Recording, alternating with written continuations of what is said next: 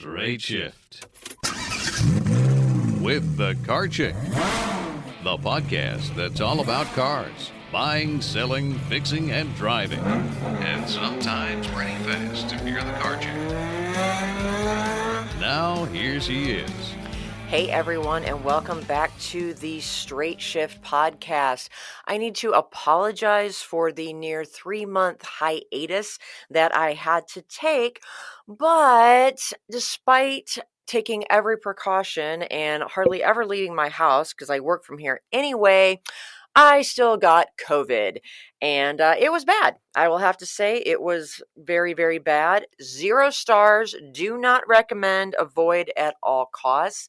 And it has taken me a while to recover from that. And I'm pretty much back to normal. I still have some lung damage, so I'm going to try to get through this podcast without coughing, but I make no promises on that.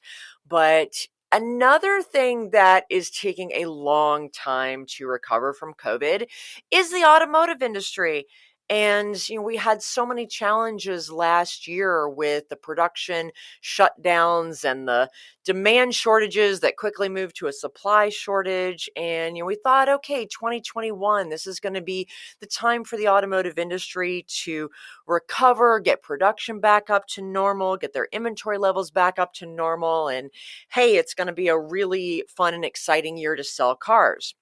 Yeah, so that really is not working out like that. So we're not out of this pandemic, both from a health situation, from a getting life back to normal situation, but definitely not from the automotive industry's perspective. So today I want to talk about what's going on and how that's going to affect you if you are going to be shopping for a vehicle in 2021. In a nutshell, we have a massive inventory shortage worldwide. Dealers are running out of new cars, trucks, and SUVs fast.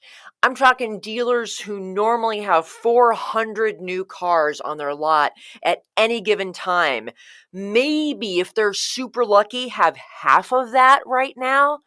One of my very best dealers that I do a lot of business with here in Charlotte, she normally has 400 cars on her lot. Right now, she has 80 cars, total, new and used. The lots are empty, and the dealers are doing a good job of kind of spacing them out, moving cars that normally they would be stockpiling on the far back lot, because the inventory that they normally keep, you don't see all of those cars. They have a back lot. It's like they're the dealer equivalent of a storage closet, and they're all back there behind the dealership, stacked up, and you don't see them, and they move them to the front of the lot as cars sell. Well, if you go behind the building of a dealership right now, there's no cars. It's empty, and they have everything out front or in their showrooms, and they're spreading them out, and they're trying to make it look like they have a bunch of cars. They don't. They're doing what they can to make the best of a bad situation, but a lot of them really are kind of in a state of panic right now because they don't have cars to sell. Their prospects for getting new cars to sell are not good. And quite frankly, they're worried about their salespeople who get paid only when they sell cars. And if there's no cars to sell, these people are not going to get paid. And that's going to hurt a lot of people that work very hard in this industry. So lots of concerns, shall we say, in the automotive industry with the dealerships, from the big franchise dealers all the way down to your little mom and pop shops. And it's even worse for the SUVs and the pickup trucks. Seriously, most Chevy stores right now only have a handful, and I mean a handful, of Silverados, Tahoes, and Suburbans on the ground. And I'm talking like 2 or 3 as opposed to the 50 or more that they normally have. And the auto executives and dealers they really came into 2021 super psyched and hoping to restock their dealerships because the inventories got depleted last year. But instead, we've got part shortages and other factors that are disrupting production and extending that inventory crunch and making it worse. And it is likely going to get worse before it gets better. And it may be this time next year, 2022, before everything kind of starts to shake out and starts to approach anything that we would consider normal in the automotive industry. So why the heck is this happening? Why is there such a shortage of new cars? My last podcast that I did before I got sick was talking about the global shortage of computer chips. And this has not improved since I went on my hiatus. I didn't come back from recovering from COVID and woohoo, computer chips galore. Nope, it's getting worse. So let me just recap quickly the production shutdowns last year. All the automakers had to shut down plants for a period of time at some point last year to try and protect their people from COVID. Whether it was government mandated or it was something they chose to do themselves, trying to protect their people. The supply of microchips that they normally would have gotten from their microchip suppliers, those got reallocated because they're like, we can't take any chips right now because our plant shut down. And so the semiconductor suppliers said, yeah, okay, the consumer electronics industry is chomping at the bit to get more. We're going to move the ones that we allocated to you guys and sell them to them instead. And furthermore, there was increased demand from the hospitals for medical equipment because ventilators, all of the equipment in our hospitals requires computer chips. Everything in our society now requires computer chips and lots of them. And of course, we all got new phones and iPads and laptops, computers and game consoles, anything to, stay on Zoom, stay connected, and to keep ourselves entertained while we were spending a great deal of time at home last year. So the consumer electronics industry increased demand, medical industry increased demand. So it was just this whole big mess. Our trade war with China, of course, didn't help, nor did the big fire that happened earlier this year at one of the big electronics chip factories in Japan. It's just been this perfect storm of events that has culminated in this massive shortage of computer chips. And again, it's not going to be ending anytime soon because you can't just ramp up production of microchips easily. It takes billions of dollars of investments to open a plant, and they take 2 years to build, especially in places that actually have environmental protection laws, because the production of microchips isn't the most environmentally friendly production. And so this is why a lot of them are in China, because they don't have as strict environmental laws as we do.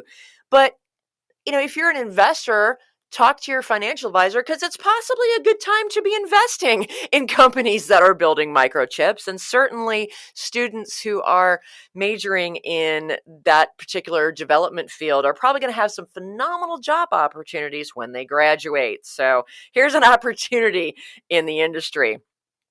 But on top of the lack of computer chips, we've seen some other crazy stuff happen this year. Remember those insane winter storms that slammed Texas? Well, those disrupted the production of plastics. There are a lot of petrochemical industries in Texas, obviously, because they produce a lot of petrol, oil, and plastics are made, they are a byproduct of petrol. So it makes sense that a lot of petrol products, plastics, etc., are also manufactured in Texas. Well, guess what those are used for? Seat foam for the seats in cars and other materials that are used in the interior of vehicles produced in Texas. Well, that got disrupted. So guess what? Nobody can put seats in cars right now. They're trying to recover from that. Add insult to injury, there's still a backup at a lot of the U.S. ports, especially on our West Coast. The California ports are still struggling. And there's literally dozens of container ships from Asia where a lot of our vehicle parts and other important parts that in products that we live on here are produced. And those container ships are literally sitting anchored off the coast of California, waiting for clearance from the port and from customs officials so they can dock and unload all of their goodies that we need. Then, if you remember, in March, the Suez Canal got blocked. That stopped the shipment of components destined for the European automakers that serve the U.S. market.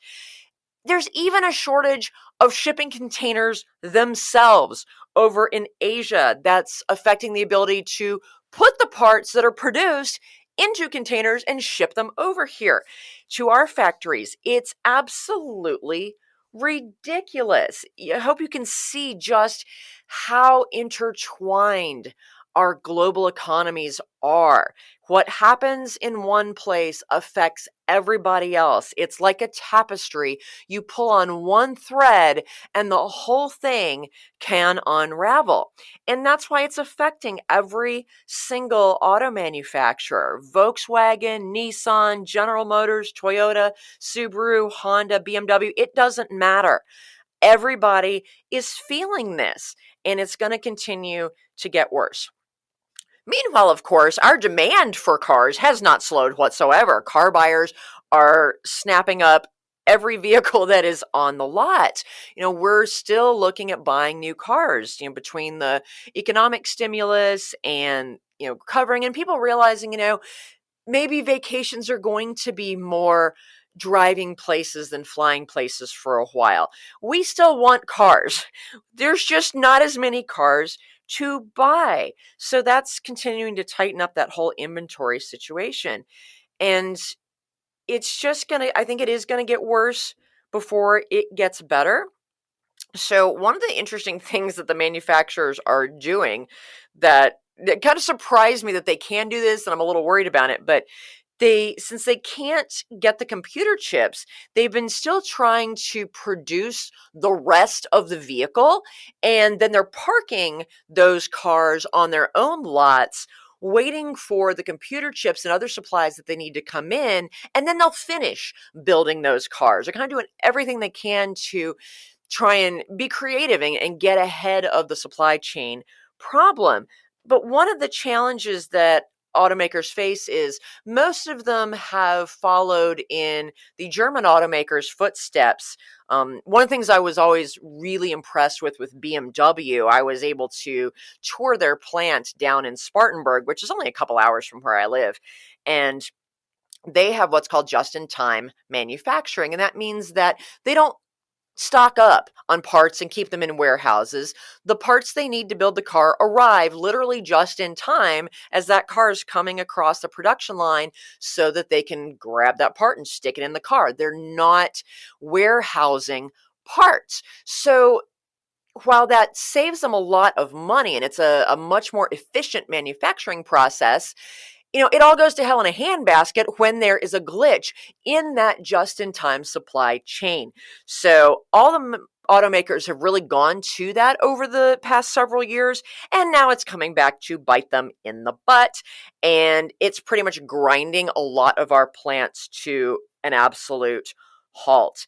And so much so that GM and Ford and a few other plants have actually shut down completely over the past couple of weeks because they can't get the supplies. They don't have the supplies to build these cars. And this is really going to affect their bottom line and their profit margin for the whole year. GM is estimating that the lost production could potentially hurt them by as much as $2 billion this year. Ford's saying probably $2.5 billion. And one of the reasons those companies are getting hit harder than others is because their biggest profit center are pickup trucks. We love pickup trucks. The rest of the world is starting to import pickup trucks. That has always been the biggest profit center for Ford and GM. And the pickup trucks are getting really super high tech. And as a result, they're not able to get the computer chips necessary for that tech. So they are really going to be hurting for the production of the pickup trucks as well as the larger SUVs. So this isn't just affecting the U.S. automakers, and it's not just affecting the automakers with plants in the United States, which most of them have. It's also affecting auto production in Europe. It's affecting auto production in Asia. It's even affecting it in China, where the chips are produced in the first place. It's crazy. China is actually the largest car market in the world. The demand for cars over there is just insane. Last year, they sold over 25 million vehicles over there. And a lot of their vehicles that they buy come from GM. China is GM's largest market, not the United States. Same thing for Volkswagen, a lot of the other European manufacturers. So even though the computer chips are made in China, They would have to go to GM, produce them, even producing them at the plants in China to be sold then to the buyers in China. It's still disrupted because of the supply chain for those computer chips, and things like the seat foam still may come from the plant in Texas. So again, we have a truly global market, a global economy, and a global supply chain that is completely screwed up right now. It's also affecting the rental car companies because they can't get cars for their fleets. They went from having an excess of cars last year when travel came to a screeching halt with the pandemic, and the rental car companies just had all of their cars just sitting on their lots and literally sitting in fields wherever they could find to warehouse them while the world was at a standstill.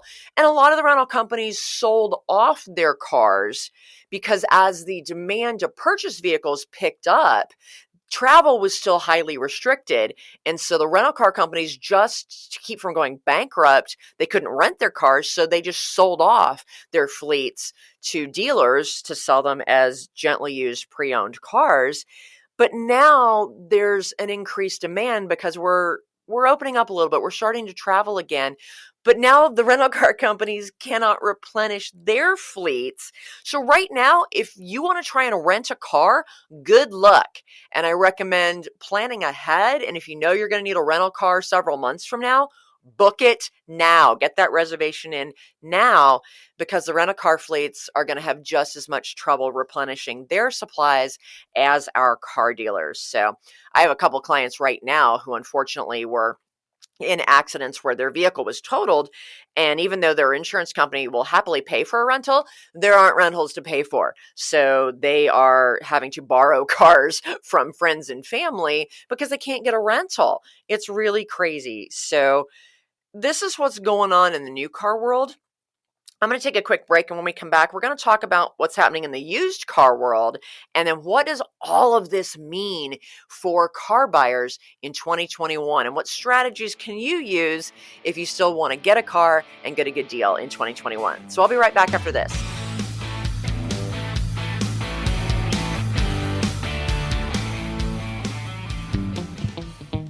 Do you hate car shopping? Do you worry about being taken advantage of or about finding the right car at a great price? Buying a car can be a frustrating and time-consuming experience. But what if you could get a great deal without having to do a ton of research, without having to haggle, and without the fear of buying a lemon? You can. As your personal car shopper, the Car Chick will help you pick the perfect car based on your unique lifestyle, budget, and personality. She'll handle all of the legwork and negotiating for you. All you have to do is sign the papers and take the keys. It's that easy. To learn how the Car Chick can save you time, money, and hassle on your next car purchase, give us a call at 704-248-8706. That's 704-248-8706. Or visit us on the web at thecarchick.com. Where the rubber meets the road. Nice to meet you. Love your asphalt. Hey, nice treads. It's Straight Shift with the Car Chick.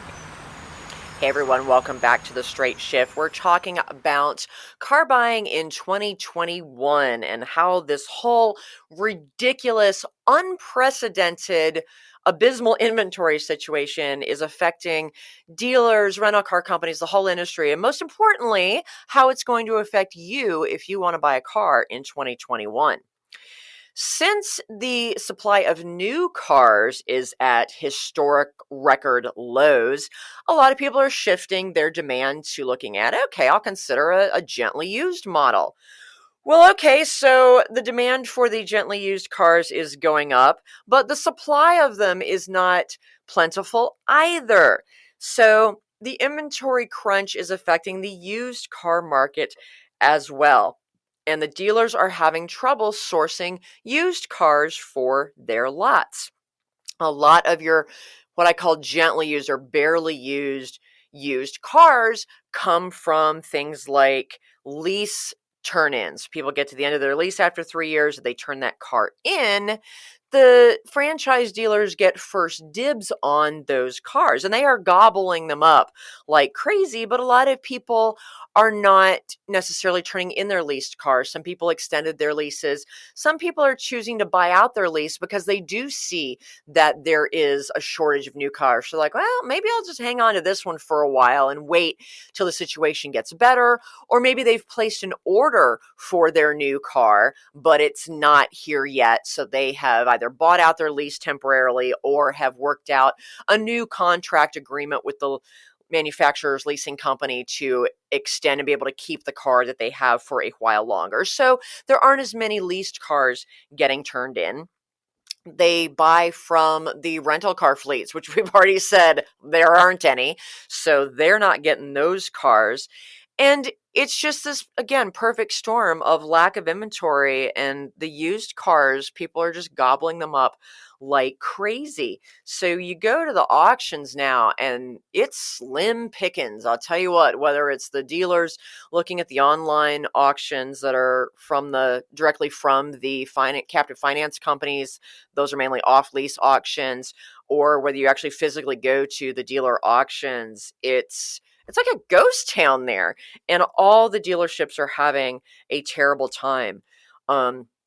The small dealerships especially are having trouble because they don't have access to those special auctions that are for the franchise dealers only. The franchise dealers have the most access to used car inventory because of their franchise relationship with the auto manufacturers and their captive finance companies. So your independent dealers have to source their cars from elsewhere.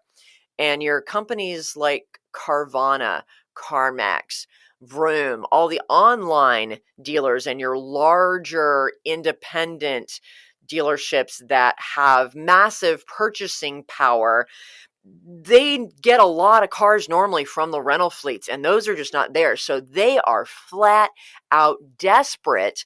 And at the auctions they are allowed to buy cars from, they're gobbling them up, and the prices have absolutely gone through the roof. And then that makes it even more difficult for your franchise dealers that are trying to buy more and more used cars, and especially for the smaller mom and pop dealerships. They are really, really hurting right now. And I suspect some of them may not survive this year because they simply cannot buy the cars. So what does this mean for car buyers, car shoppers, all of you folks that want to buy cars in 2021? Well, first of all, if you see something you want, you are going to have to jump on it, and fast. Inventory is moving at lightning speed. I don't know if any of you are in the real estate industry or have been watching the real estate market, or maybe you're selling your home or you're looking to buy a home. The real estate market is in a very similar situation. They have supply chain problems. So new houses and apartment complexes that are planning to be built, their costs are higher, and they're having trouble getting things like lumber, the supplies that they need.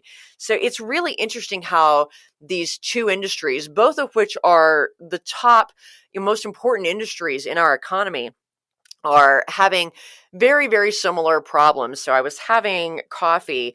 I actually went out, I left my house, and I had an in-person meeting with another human being at a coffee shop, because I'm enjoying having my antibodies for COVID for a few more weeks anyway until I can get a vaccine.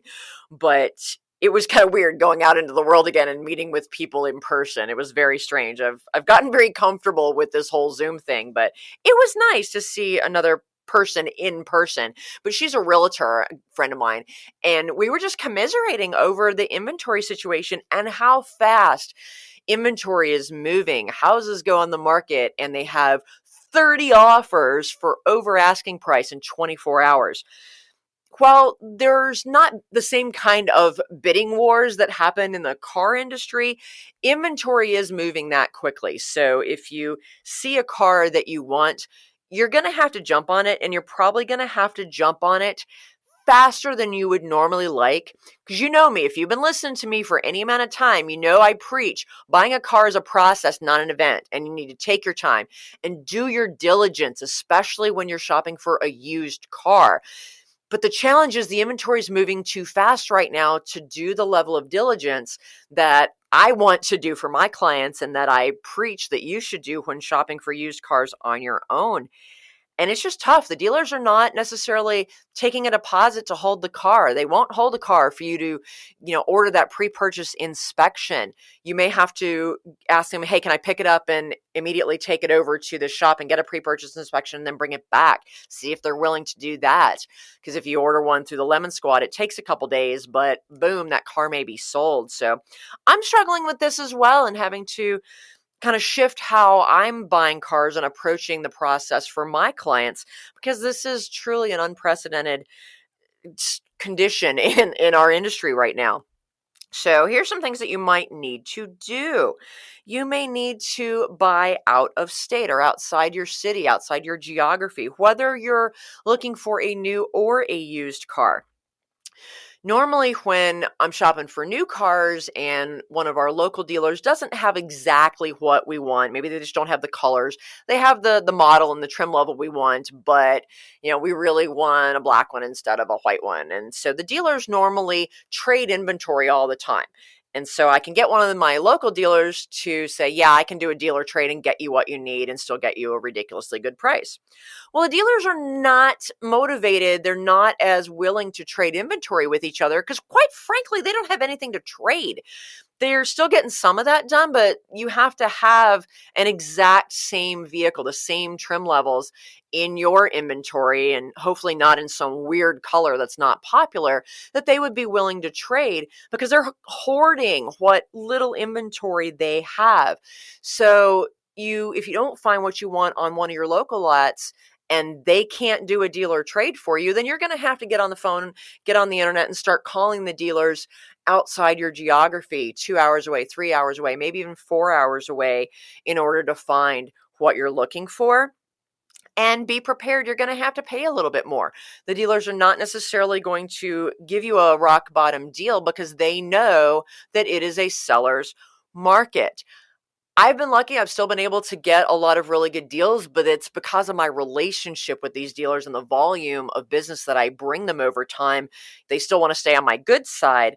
But, with the used cars too, we're not seeing the discounts. They're not discounting the cars. The price that they put on their website, the price they put on the sticker on the car in their lot, that's the price that they're going to get. You may be able to dicker with them for a few $100, but they may already be losing money on that car. One of my used car managers told me that because the prices at auction are so high for the used cars, they are so far what we call out of book, meaning the prices are thousands of dollars above what the book values, which take time to catch up and usually aren't terribly accurate anyway. They're going for thousands of dollars more than what Black Book or Kelley Blue Book wholesale values say they should go for, that you'd think the dealers would just buy them at that high price and then mark them up. And guess what? You as a consumer get to pay that astronomically higher price. But here's the wrench in that actually helps you as a consumer. The banks, because most people finance cars, there's a small percentage of the population that has the financial luxury of being able to pay cash for a car, and that's great. But most people have to finance a car, and most of them have to finance the whole thing. They don't have a 20% down payment. The banks will only loan a certain amount, and it's usually no more than 120% loan to value. And that value, they're looking at the book values, which are now several $1,000s lower than what the cars are actually selling for. So for the dealers to still sell those used cars that they paid through the nose for at the auction, they can't mark them up. Some of them are actually selling the cars retail for less than what they bought it for at auction because that's all they can get the bank to finance for people. So it's crazy. The dealers are literally buying used cars and selling them at a loss just to have something to sell. And they are trying to make up those losses in other areas, like all that stuff they want to sell you in the finance office, or they're putting the accessory protection packages, window tint, anything that they can throw on the car extra that they can then mark up a whole lot and charge you for above the price of the car. But even then they can only do that to a certain extent, because if you're trying to roll those costs into your loan, the bank will not roll in those costs. So you may have to pay for those in cash. So the dealers are literally, a lot of them are operating on the used car side anyway, at a loss right now, simply to have cars to sell. So it's so crazy. All of the normal rules in the automotive industry are being bent or just crumpled up and thrown out the window right now. So what should be some of your strategies? I mentioned you're probably going to have to shop outside your geography for a car, whether it's new or used, if you can't find one on the lot. But the challenge with buying a used car out of state, if you've listened to my podcast on how to do that, that involves ordering one of those pre-purchase inspections through a company like the Lemon Squad, which takes a few days. The car may sell before you can get the car inspected, and very often those inspection fees are not refundable. They might be nice and let you apply it to another used car that you find, but you may be out some money. Dealers that are willing to take a deposit to hold the car for you, you may have to give them $500 just for the luxury of being able to order that pre-purchase inspection.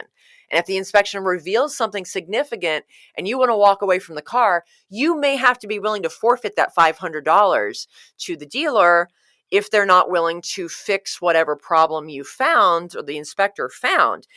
It's just, the risk of buying a used car right now is a lot higher than it used to be. So you do have to be careful, and you may need to set aside a portion of your budget for that used car, and know that you may have to put some money into that car right away to make sure that it is, really good and really reliable for you. And I usually tell people, especially ones that are shopping in the under $10,000 price range, to do that anyway.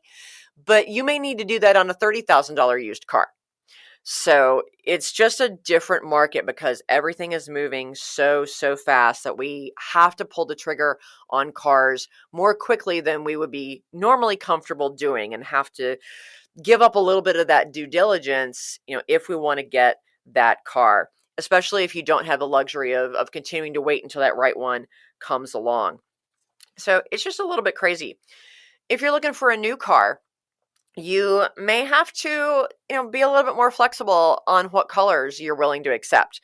You may have to give up some of the options, because one of the things that the new car manufacturers are doing just to be able to spit out cars that the dealers can sell, if they can't get enough computer chips to put all of the technology-rich features in that car, they're pulling some of those features out. So a lot of the manufacturers, I was talking to one of my BMW dealers, they said one of the things that they're doing is options like the driver safety aids and some of the fancier technology that normally was standard in even their base model cars is not, they're pulling that out. So you just can't get that technology. They're now producing the car without those options. So you may have to be willing to give up some of the higher tech options to be able to get a new vehicle. And that's going to affect the resale value in a few years when you're ready to get out of that and then get back into something that you like better that does have those features. The resale value of that car will be lower. The residual value, if you're looking to lease that car, is going to be lower. They're going to have to make those adjustments because those technology features are so popular that it's going to be a little bit harder for them to resell that car, or for you to resell that car in 2, 3, 4 years down the line, when hopefully this crazy situation is resolved and we'll be back to normal with our high-tech cars. So those are some things you need to consider when you're thinking about shopping for a car. Now, on the flip side, the positive thing is you're going to be able to get a really great price for your trade, even if your trade is less than perfect. But if you have just a gently used trade, or maybe you want to or need to get out of your lease early, this is a great opportunity to get top dollar for that car. And the secret may be to sell it to a different dealer than you're buying the new or new to you car from. I'll give you a very concrete example. I had a client just last week, and she leased a Jeep Wrangler Unlimited. That's the four-door Wrangler back in 2019. It'd only been about a year and a half. She was less than 2 years into her lease, about a year and a half into her lease. And she really needed to get out of that car because she has 2 children and this giant, beautiful 130-pound Great Pyrenees dog. Well, her son is autistic and has a lot of anxieties, which have been going up over the last year. And she's okay with me sharing this because I'm not using any names, but her son is bonded to that dog. That dog is kind of his ground that calms him. And so they cannot travel now without the dog. And when you have 2 kids and a 130-pound dog and any amount of luggage, that takes up whatever cargo space you have. So the Jeep, especially with it being a soft top and she couldn't put racks and stuff on top of it, that car was no longer meeting their lifestyle needs. And so she wanted to get out of that lease early, which is normally a very difficult thing to do, especially for an American car and something like a Jeep that tend to have a higher depreciation in those first 2 years. And I was looking at the numbers and, looking at the book values and even talking to some of my Jeep dealers who would love to have that car for their lot. It was looking like she was going to be about $4,000 upside down on that car because she had rolled in some negative equity into the lease when she got it. So we were a little concerned because she wanted a larger vehicle, but didn't really want to increase her monthly payment. But we were looking at having potentially $4,000 negative equity. Well, we started looking at, let's see what Carvana and Vroom and some of these online companies, because they'll give you a quote just through the website. Now, whether they stick to that quote once they actually go through their review of your car and get more tangible information is debatable. But we figured, hey, we don't have anything to lose. And so Vroom came back and offered $35,000 for this car. We thought we were going to get 31, maybe 32 if we were going to be lucky. They came back with an offer of 35,000, and we're like, which is what she needed to get out of it. And we're like, okay, is this really going to hold true, or are they going to pull a bait and switch on us? And sure enough, they gave her that amount for that car, and they did it very, very quickly. And so she actually ended up putting about $100 in her pocket, and the rest they paid off the leasing company, and the whole thing was done in a little over a week. I was so impressed. Normally, that particular dealership does a lot of branded titles and cars that have had accidents on their records. They haven't had the quality of cars that they sell normally that I would touch with a 10-foot pole, but they're desperate. And so they literally offered her 35. The MSRP on the car brand new 2 years ago was only 40. I mean, it was crazy. So I don't know if they're going to sell that car at a loss. I need to go back to their inventory, although they've probably already sold it by now. But we were just shocked, but it worked to her advantage. So now she got out of her lease clean and we were able to start fresh. And I found her a ridiculously good lease deal on a brand new Toyota Highlander. She had to go with her third color choice of the car, but we jumped on it and we got it literally put the deal together in 24 hours. And she was able to go pick that car up on her birthday, ironically. So that was awesome. And now the 2 kids and the dog are very happy, and she's going to be able to do what their family needs to do. And her son and the dog are going to be perfectly happy. So it worked out in our favor that we were able to get such stupid high money for her trade. So, normally if you've got dealers calling you saying, or sending you letters saying, hey, we'd love your trade, most of the time that's just a whole bunch of marketing hooey to get you to try and come into the dealership so they can sell you something. Right now, they're serious. They need your trade, unless your trade is a complete and total piece of junk. Although I was pleasantly surprised, another client of mine, she was we'd started the process of looking for a new car for her when her existing car was hit and totaled, but it was a very old, really super high mile little Nissan Versa. And I was only expecting if we were lucky to get a couple $100 for that thing. It really was on its last legs and had the value of a boat anchor. But her insurance company just called yesterday and they gave her $3,800 for that piece of junk. So we're like, woohoo! We just were able to add more money to her budget for the gently used car that we're looking to buy her. So even the insurance company, which shocked me because they normally go off their own book values, and I figured they might give her $1,000 for it, but we were so pleasantly surprised. So I don't recommend going out and wrecking your car, but negotiate with your insurance company if you do get into that situation, and make sure you tell them if you put new tires on it recently or had work done. Send them those receipts and they'll factor that in. And that did help this particular client because she'd done some work and put 4 brand new tires on the car. But I was still just doing the happy dance in my office chair when she told me that. So it's a great time to sell a car. It is not necessarily a great time to buy a car, but if you have to pay more for the car that you're buying, hopefully you're also getting top dollar for your trade. So it just kind of shifts the money and you end up with a similar deal. But you're going to have to shop around. You're going to have to really watch yourself in the finance office because the dealers are going to try and make up their profits on the add-ons, the finance products, the extended warranties, all that good stuff. And you're going to have to be careful about the quality of the car that you buy if you're looking used because it's going to be more and more challenging. So bottom line, all of 2021, because this inventory shortage is probably going to get worse before it gets better, and it will probably continue to plague us through the rest of this year, you're going to have to be a much more savvy buyer. It may take a lot more of your time. Yet when you find a car, you're going to have to jump on it, and you may have to be more flexible in your parameters. You may have to be willing to order a car and wait for 3 or 4, maybe even 6 months for that new car to arrive. And it's just going to be more challenging. And I'm even adjusting my processes for my clients so that I can still get them the deals, but I'm also giving them a reality check at the beginning before they even decide to sign a contract with me. I'm like, look, here's what's going on. I'm not going to sugarcoat it. Here are the challenges, and here's the strategies that we're going to take to face those challenges, but you need to be prepared.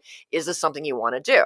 So I'm crazy busy, but I want to share that information with all of you guys who might be looking at buying a car this year. It's just going to be a little bit more challenging, but we always rise to the challenge. That's what we do. And I hope that everybody continues to stay safe and healthy.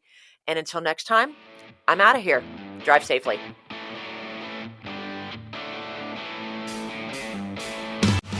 The Straight Shift Podcast is copyright LeeAnn Shattuck, the Car Chick, 2017.